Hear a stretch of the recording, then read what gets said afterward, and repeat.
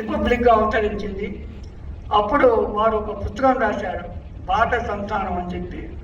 దాని తర్వాత ఇంకో పుస్తకం కూడా రాశారు, బ్రహ్మ విద్యా వైభవం అని.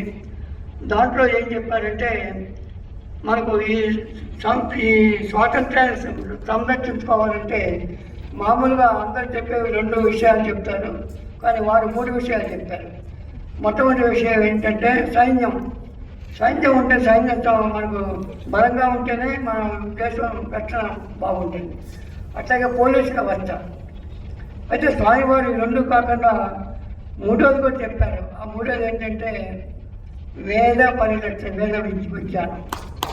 ఎందుకంటే ఇప్పుడు సైన్యం కానీ పోలీసులు కానీ ఏది ఎమర్జెన్సీ వస్తే కొద్ది సమయంలోనే మనం వాళ్ళు రిక్రూట్ చేసుకుని ట్రైనింగ్ ఇచ్చి చేయొచ్చు. కానీ ఒక వేద పండితుడు కనుక ఒక సమాజానికి కావాలంటే ఆ శిక్షణకి 12 సంవత్సరాలు కనీసం పడుతుంది వారు వేద పండితుడు. ఇది వారు బాగా స్ట్రెస్ చేశారు. అయితే ఈ కాలంలో ఏమవుతుందంటే ప్రభుత్వ పరంగా వేదానికి కొద్దిగా ఇది తగ్గుతున్నది. ప్రైవేట్ వ్యక్తులు మాత్రం బాగానే దానికి సహకరిస్తున్నారు. కళ్యాణ వారు బ్రహ్మ విద్యా వైభవంలో ఏం చేశారంటే మన యొక్క సింబల్ అంటే 3 సింహాలు, అశోక చక్రం ఉన్న చక్రం, దాని పక్కనే ఒక గుర్రం ఉంటుంది, ఇటు పక్క ఇంకో పక్క ఏమో కామధేను ఉంటుంది. దాని మీద వారు సత్య రథం అని చెప్పి ఒక 19 సూత్రాలు ఒకటి, సత్య విగ్రహం అని చెప్పి 20 సూత్రాలతో గ్రంథం ఒకటి రాశారు. ఆ గ్రంథానికి వారి శిష్యులే బుద్ధిరాజు బాలశర్మ గారు.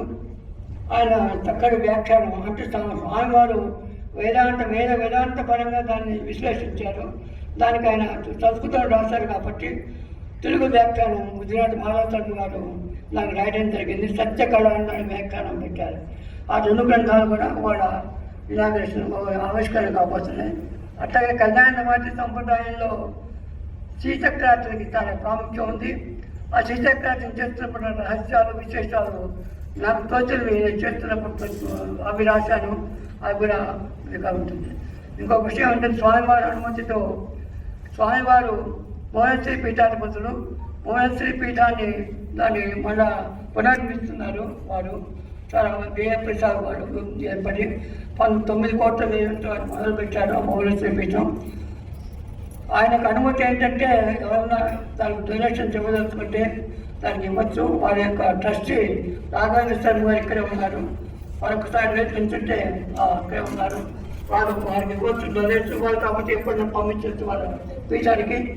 అలాగే స్వామివారిని నేను కోరేది ఏంటంటే కళ్యాణ భారతి విలసల్లిత అని చెప్పి రాసుకున్నారు పీఠంలో ప్యాంప్లెట్లో. కళ్యాణ భారతి పేరు భువనేశ్వరి ఆలయ ఒక మండపానికి ఆయన పేరు పెట్టాల్సిందిగా నేను వారిని కోరుతున్నాను. అప్పుడు ఆయన భువనేశ్వరి కళ్యాణ భారతి విలసల్లిత దానికి ఒక యోగ్యత ఉంటుంది.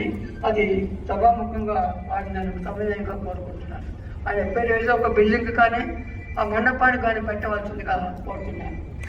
ఇట్లా మిగిలినవన్నీ కూడా మన ఇవన్నీ ఒకదాని తర్వాత ఒకటి వస్తుంది కాబట్టి నా అధ్యక్ష ఉపన్యాసం క్లుప్తంగా ముగించి ఇంతటితో స్పష్టం.